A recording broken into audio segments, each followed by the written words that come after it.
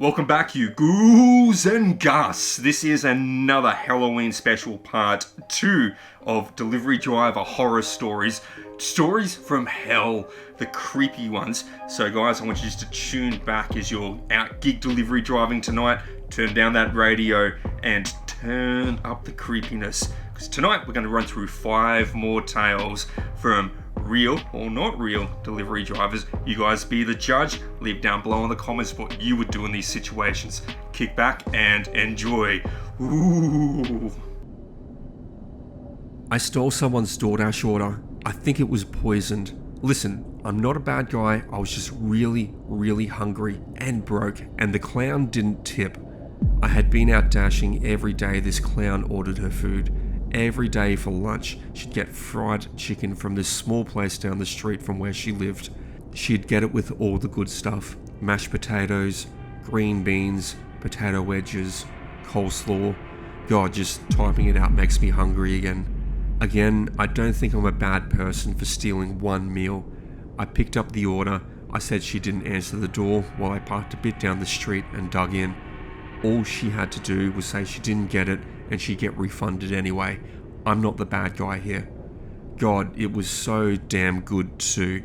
Just as good as it smelled. The fried chicken was to die for. Nice and crispy skin, juicy meat, mashed potatoes perfectly smooth. The green beans had little bacon bits mixed in with it. I hadn't eaten that good in weeks. But I guess there's really no such thing as a free lunch.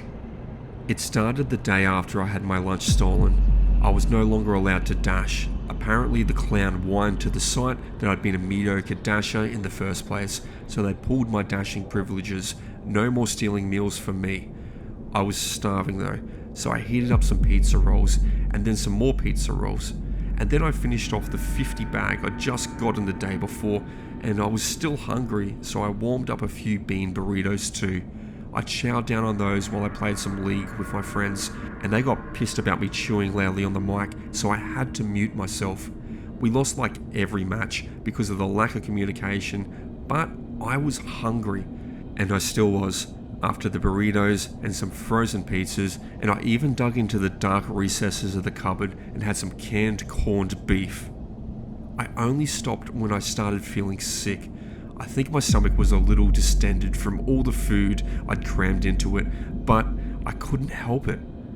I was just so hungry, and I still felt like I could fit more in. Over the next week, I ended up cleaning out my cupboards.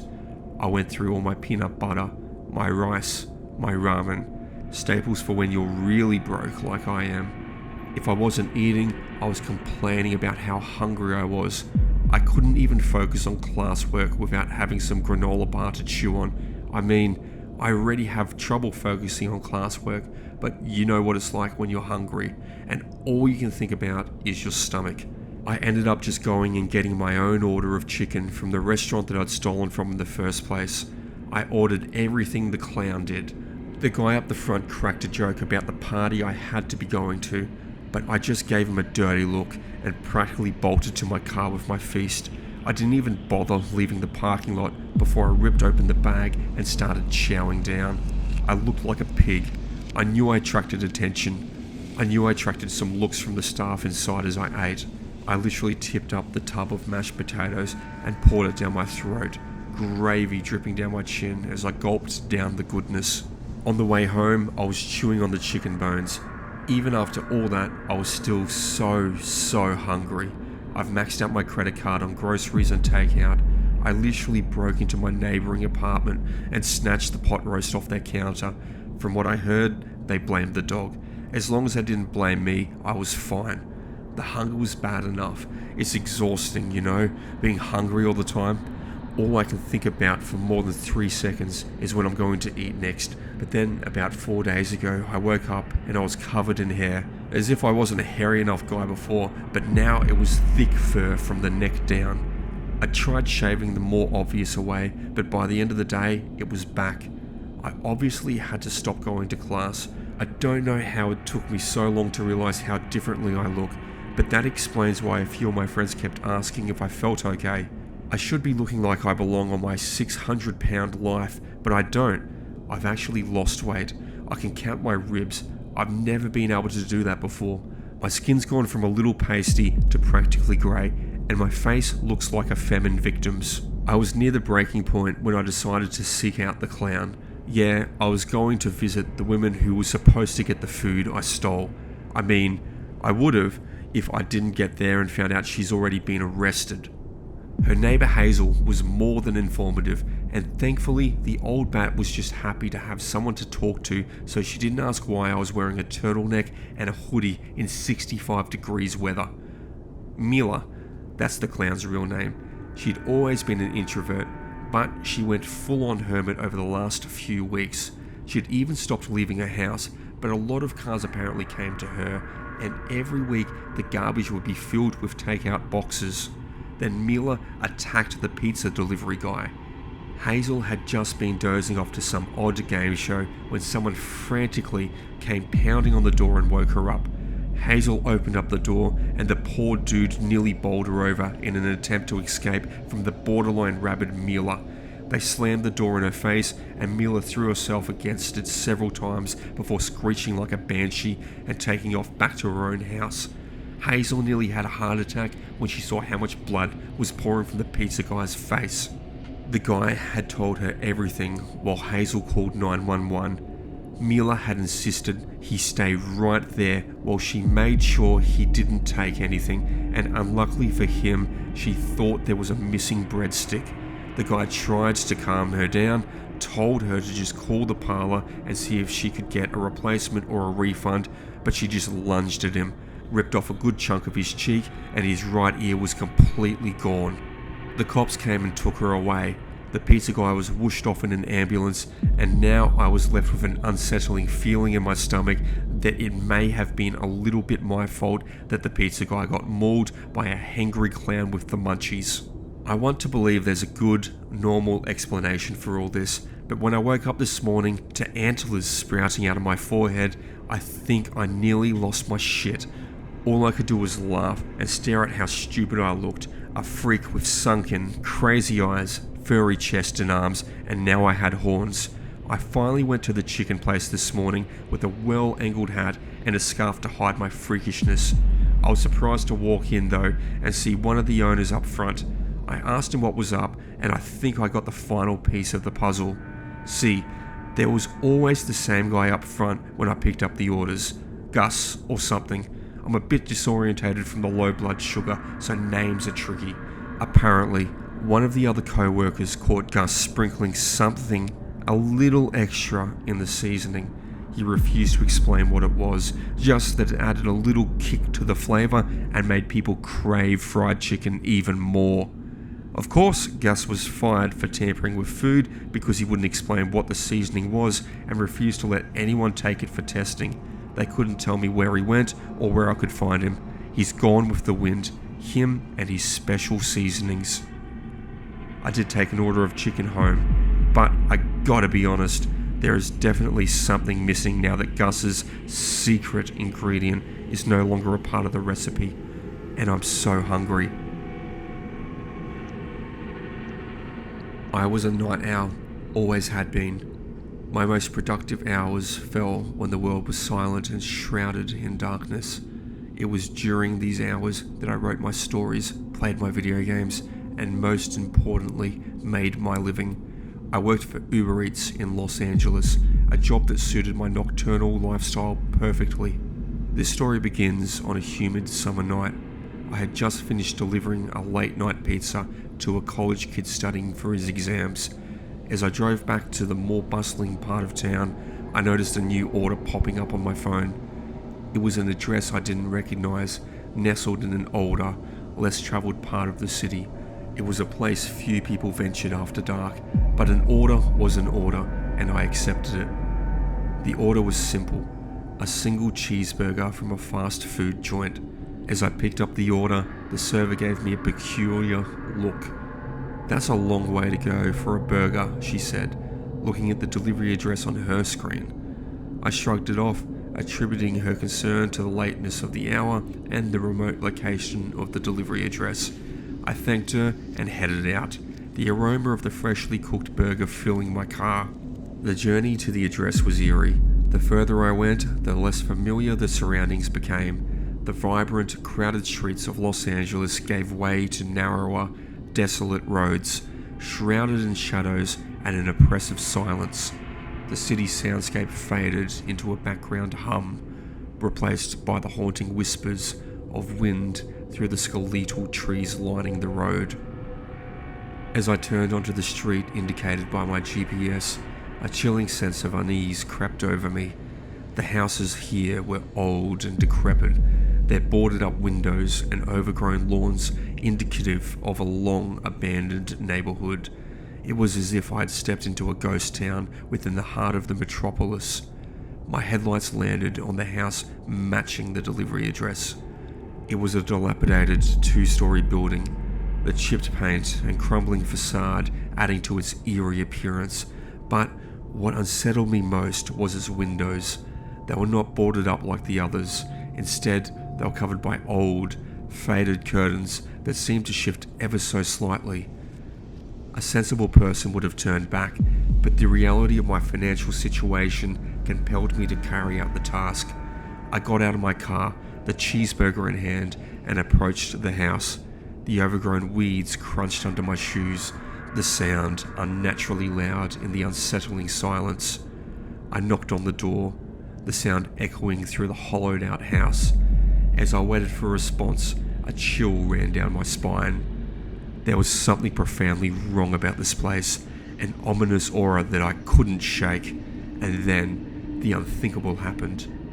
The door creaked open on its own, revealing an enveloping darkness within. "Hello?" I called out, my voice tremulous, swallowed up by the darkness inside. An unsettling stillness hung in the air, broken only by the distant echo of my own words. I was about to turn around, my instincts screaming at me to get out of there, when a voice drifted out from within the house. "Just leave it by the door. Thank you." The voice was old and raspy, an underlying tone of weakness evident in its timbre. Sympathy momentarily dampened my fear as I realized there could be an elderly person unable to cook for themselves. I put the bag down near the entrance, took a picture to confirm delivery, and hurried back to my car. As I drove away, I glanced back at the house. The front door was still open, the burger untouched. The following night, a new order buzzed on my phone. My blood ran cold as I saw the same address from last night. It was the same order, a single cheeseburger. With a deep sigh, I accepted the order. I tried to convince myself that there was nothing to worry about. An elderly person in need was depending on me. As I turned into the same abandoned street, my hands were shaking slightly. The side of the house bathed in the cold glow of my headlights did nothing to ease my anxiety. Gathering my courage, I approached the house and left the cheeseburger on the front door. This time, no voice acknowledged me, and the door remained closed. Days turned into a week, and every night the order from the old house came in like clockwork. Each time I left a cheeseburger by the front door, and each time there was no response. My initial fear turned into an uncomfortable routine, the mystery of the old house and its unseen occupant never leaving my thoughts. On the 8th night, things changed.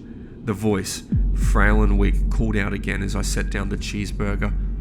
Could you come in and place it on the table? I'm not feeling well." Against my better judgment, I pushed the door open and stepped into the house. The air was stale, heavy with the smell of decay and damp wood. I strained my eyes to adjust to the darkness, flicking on the flashlight on my phone. The narrow beam cut through the shadows, illuminating a pathway strewn with old, tattered furniture and cobwebs. I placed the burger on a rickety table and backed out, not daring to explore further.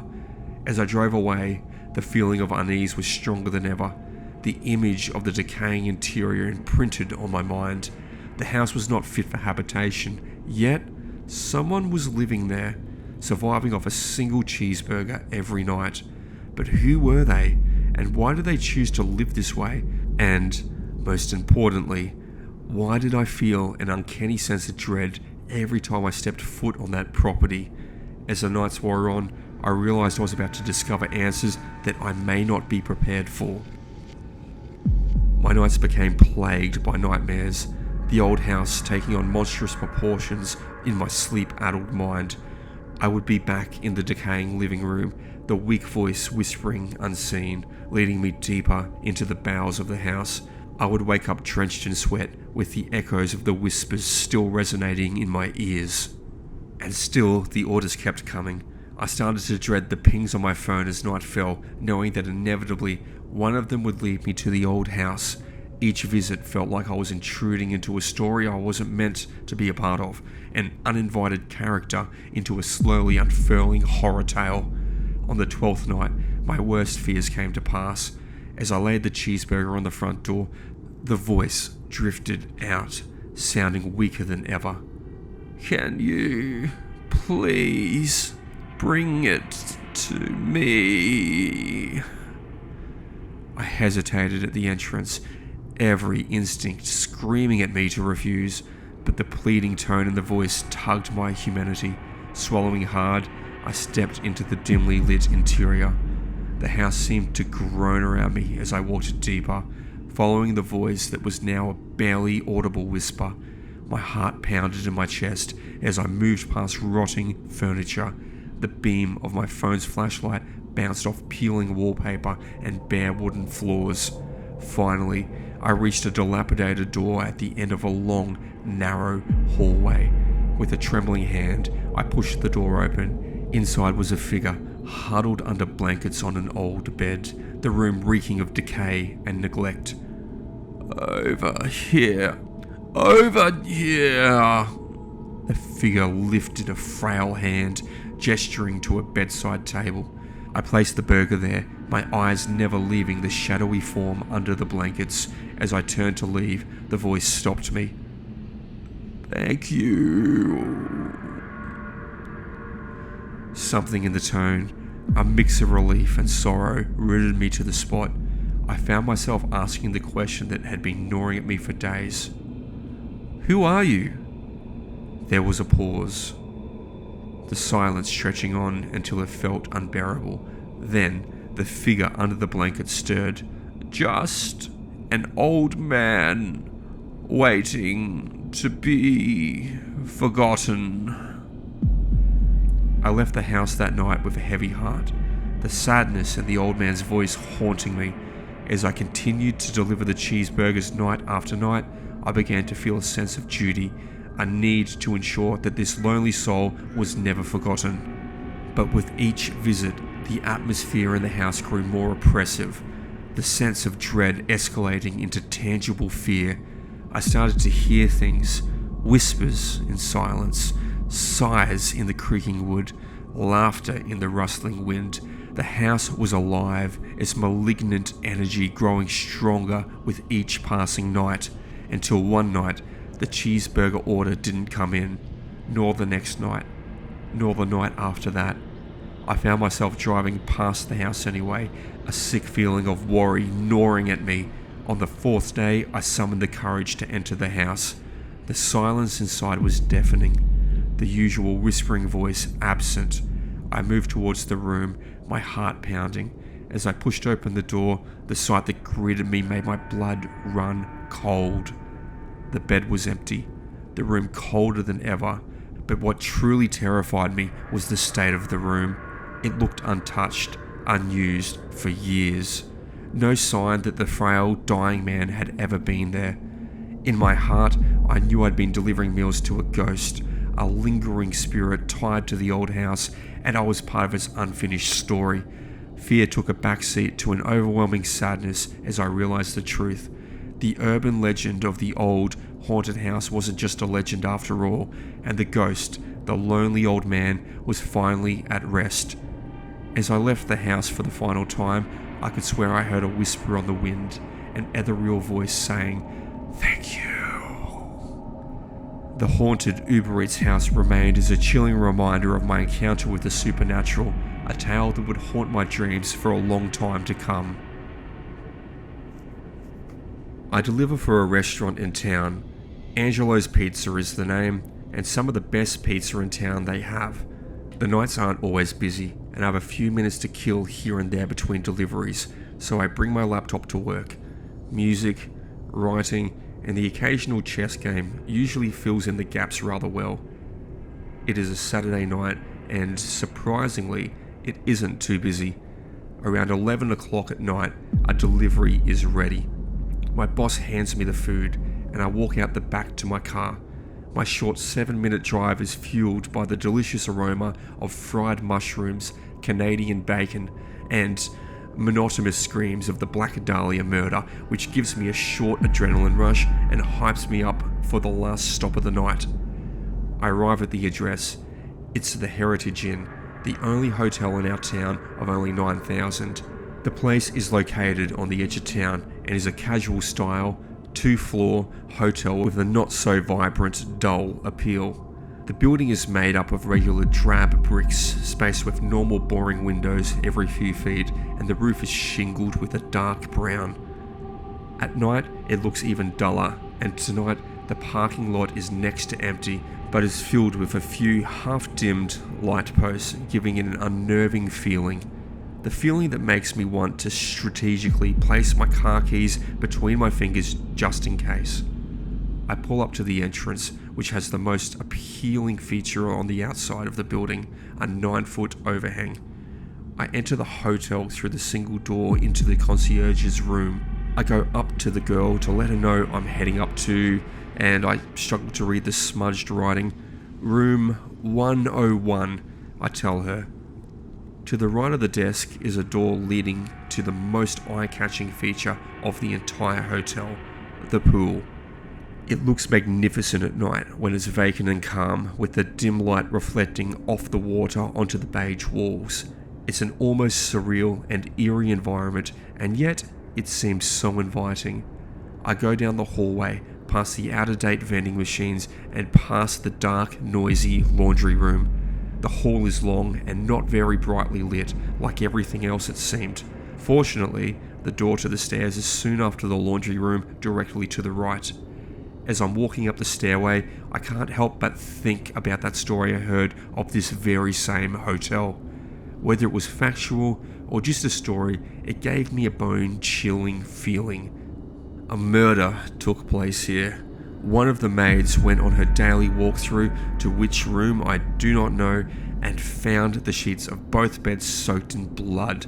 The police were informed, but no one was found in the room, nor were any bodies discovered in the hotel. There was more to the story, but I couldn't remember anything properly due to being semi-terrified of the naturally frightening atmosphere the hotel had to offer this night. Either way, all that kept passing through my mind were images of a corpse rotting away under some bed under the floor. I near the top of the stairs and I see the room number 101 through a glass window. A feeling of relief passes over me, knowing I won't have to go down the next darkened hallway. I open the door into the hallway and stand in front of the room. I look around me at both ends of the hall to reassure myself that I'm alone. I knock on the door and I wait a few seconds as I carefully balance the pizza and the bag with one arm and the order ticket in the other hand. I hear a mumbled voice approach the door. As the door slowly creaks open, a man appears. An instant flashback to Jurassic Park races in my head as a man bore a striking similarity to John Hammond, both in age and appearance, being around the age of 60 with white hair, a beard, and a rounded face with glasses. The man is on the phone and opens the door all the way. He makes a waving gesture, informing me to come inside. As I get a good view of the entire room, and just as I'm about to take a step into the room, I notice something that is in no way in the realm of a normal hotel room, and I abruptly halt my stride. 3 people in total I see. The first is a John Hammond doppelganger at the door, who is now seemingly pretending to talk on the phone as he hides his head behind the door. The second is a woman who could possibly be a girlfriend or wife of the old man. She seems like she could be in her 50s. She is sitting on a chair directly across the room from the door, looking up, watching the TV in the corner of the room. The third is a girl who I am 100% sure is within 13 to 15 years of age, lying on her stomach on top of the bed. This is the part that unsettled me. Aside from panties, she's not wearing any clothes, and as a total stranger is at a wide open door, she makes no effort to conceal herself or even acknowledge my presence. She didn't seem to realize or care that she was half naked, almost like she was drugged. I then noticed the woman on the chair as she is periodically looking over towards me, totally aware of the situation. Then I noticed the man at the door who, at least 2 minutes after I arrived, is still looking through his wallet behind the door. Or so I assumed that's what he was doing. I got the feeling like he was stalling. He hangs up the phone and apologizes to me for the wait with a raspy, very creepy voice. I tell him the price and we exchange the food for the money. Between the exchange, I noticed the girl on the bed turn to face me for a second. It's at this brief moment I was able to stare into her eyes. They seemed vacant and void of all emotions. The man notices as I look at the girl, then turns and looks at her and then back to me. He stares at me for a few seconds and asks me again, "Are you sure you don't want to come in?" He said it with such a large but noticeably fake smile. It scared me and plunged me deep into a feeling of dread as my heart dropped. It was one of those moments where you know without a doubt that something is not right. Right would be an understatement, actually. This moment felt like an eternity of darkness overcame me, like some evil entity was piercing my soul. We made our exchange. Nothing more was needed. What did this guy want?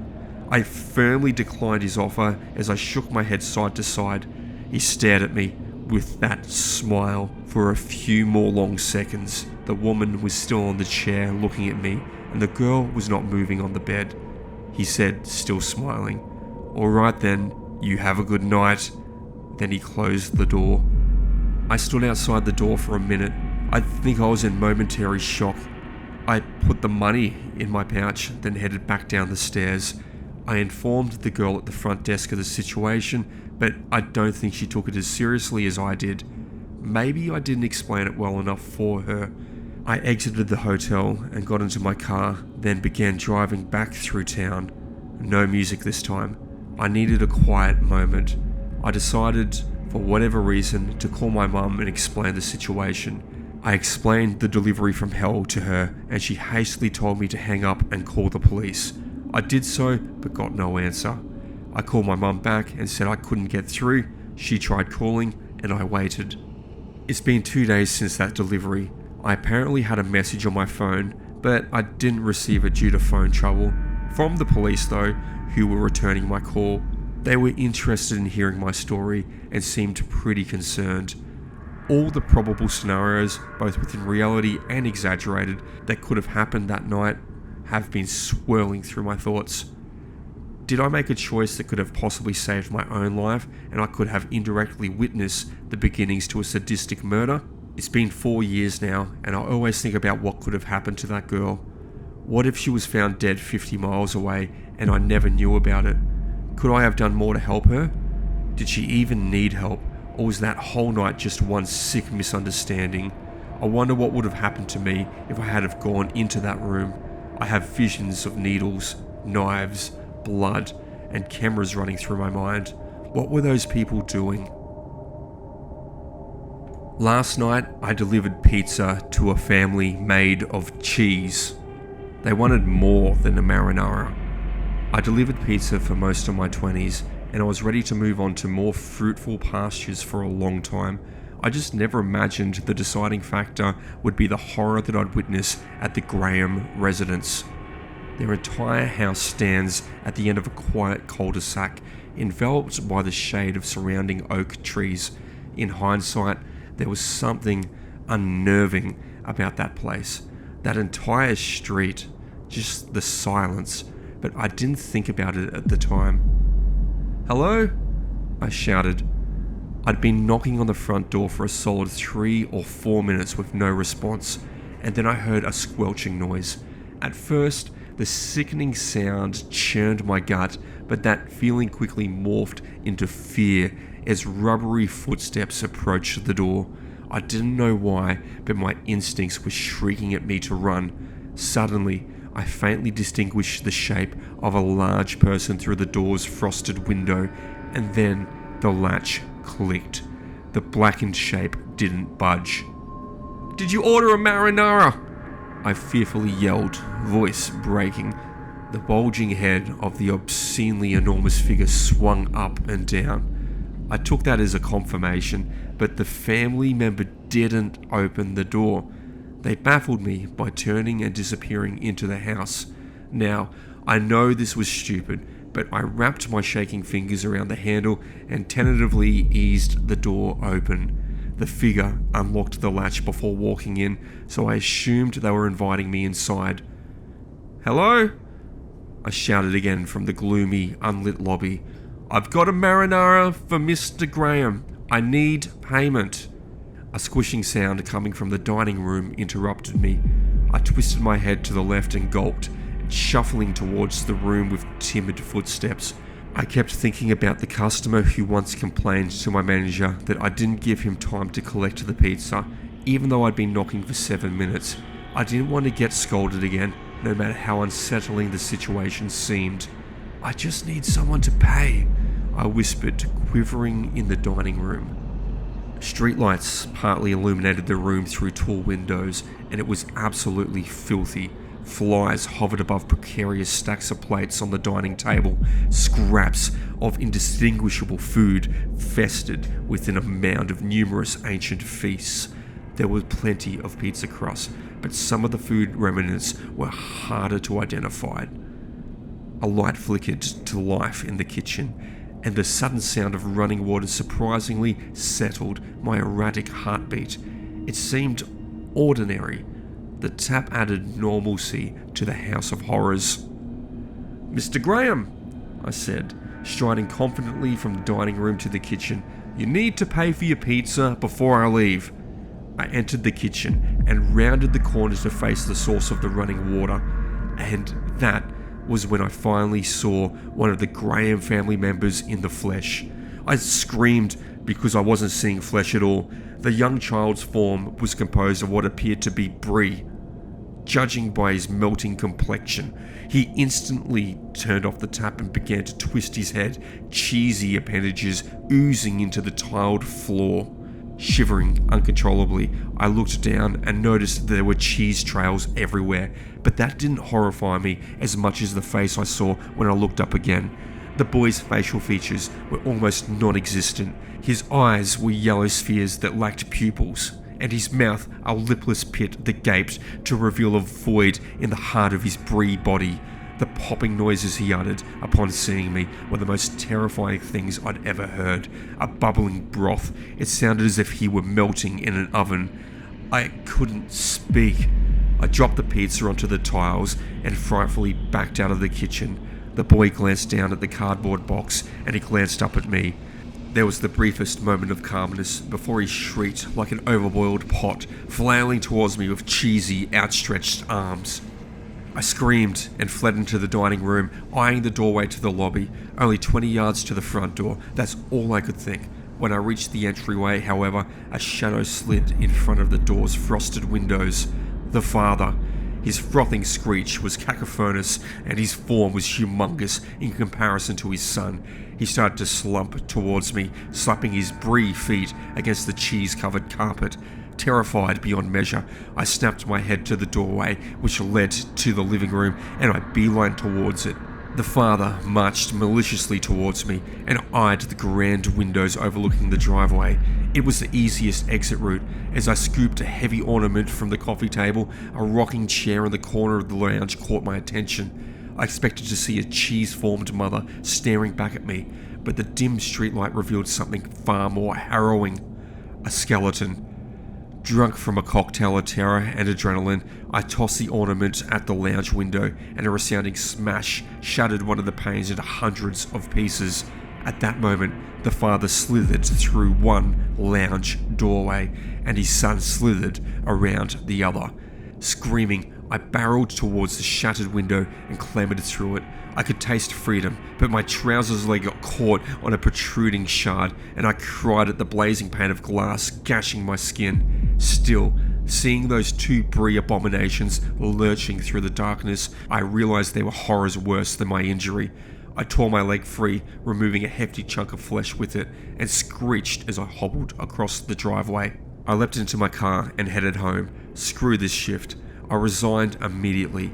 The worst part was cleaning my shoes afterwards. The cheese wouldn't come off. I don't know what I brought back with me, but I burned my clothes before I could figure that out. I know I escaped, but I don't feel safe. I've spent all day checking my body in the mirror. I'm terrified that I might find a lump of brie in place of my skin. I'm an Uber driver in Los Angeles, and I won't soon forget my last passenger.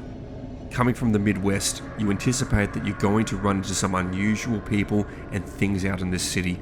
Los Angeles definitely doesn't disappoint. Whether it's getting held at gunpoint outside of my apartment, or seeing a homeless man getting run down in the streets in Thai-town, or things I'm not used to seeing coming from Indiana. I'm a dime a dozen out here. I came to Los Angeles to pursue the arts like every other schmo around. The trick about this city is finding a job where you can actually keep afloat while maintaining some sort of flexibility so you can accommodate the volatile lifestyle of auditions and meetings. Uber and Lyft are the perfect solution. When you sign up for both platforms to drive, you're just told that you'll likely get some unruly folks and what to do in the said situation. I carry a small knife on me, and even though you're not supposed to have a weapon, just try and think of how much of a disadvantage you're at if someone is sitting right behind you. If you need proof, watch that video of that former Taco Bell executive psycho wailing on the Uber driver in Orange County. Yikes. I've been driving for both services for about a year, and I've never really had an incident. Sure, a drunk UCLA student tried to punch out my backseat window on a Friday night, but we've all been there, right? Everything changed recently, and I haven't driven since my encounter with the person I'm going to tell you about, and I met her 2 weeks ago. It was 11:45 p.m. on a Wednesday night. Out here, it doesn't matter what night it is, people are out and about, and you rarely have to wait long for a ride. I was parked on Santa Monica when I got the request. Pick up Carol, located 0.4 miles away. Let's do this, Carol. I arrived at the address given, but no one is outside. Not unusual, I began messing with the radio and getting the aux cord set in case Carol wants to play some sweet jams, and that's when the rear side door opens. I look back and I'm confused. Carol is old, like early 80s at least. Odd to see someone in this demographic this late on a Wednesday evening, but I've had others in the age range, so I write it off as not a big deal. How's it going tonight, Carol? I ask. No response. She struggles in, shuts the door behind her. I glance in my rearview mirror and study her face. No emotion whatsoever, almost as if though Will Smith had just flashed the neuralizer in her face. Where are we heading tonight? No response. Can she hear me? Does she not speak English? Then my phone beeps. New destination entered. 1900 North Vermont Ave. I throw the car into drive. It's not a lengthy car ride, but I figured I'd try one more time. It's usually pretty easy to gauge if someone wants to chat or not. Are you from Los Angeles? I ask in one last attempt. I glance in the rearview mirror and she's staring right at me. Her gaze is piercing me. In a deep, shrill voice she answers, I wouldn't worry about that. Okay, lady, I get it. I'll just drive you to your destination. We're a ways off from the destination she entered when she speaks up. Drop me off at the next corner. I look at the rearview mirror, her eyes still upon me, and I ask, are you sure? We're still a mile. Just stop at the next corner. She snaps at me. I go quiet. My full-blooded Norwegian father didn't command that kind of attention when he would speak up in a room. I wanted her out of my car, so I was happy to oblige and stop. I pull off on a quiet corner a few blocks off Fountain Ave. I slightly turn my head to look over my right shoulder to say something like, have a good night.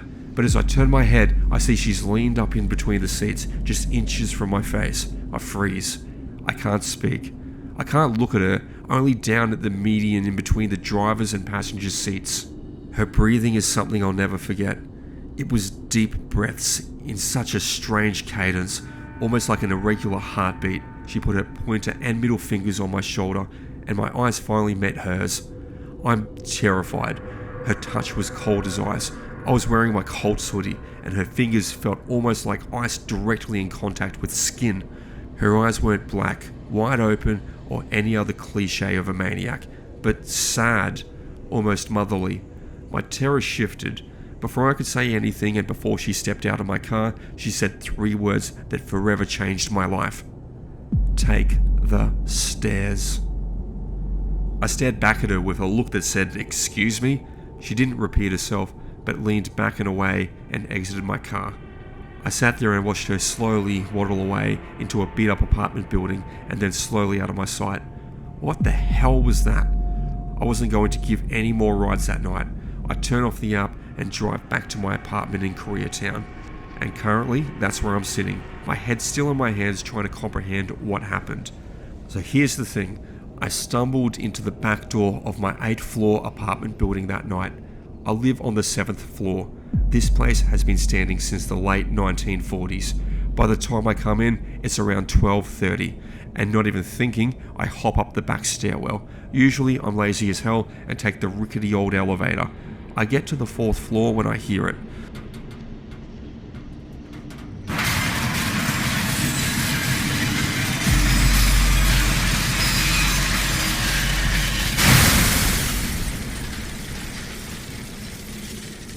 An engineer had done repairs the day before, and I remember the note slid under our doors from the beginning of the week. April, a beautiful girl on the 8th floor, had hopped on the elevator to get her laundry out of the dryers right at the same time I'd gotten home. 2 of the main cables snapped and the elevator crashed violently down to the ground floor. It fell 7 stories. April's family came and got her stuff a week ago, and I'm still thinking about Carol's warning. Take the stairs.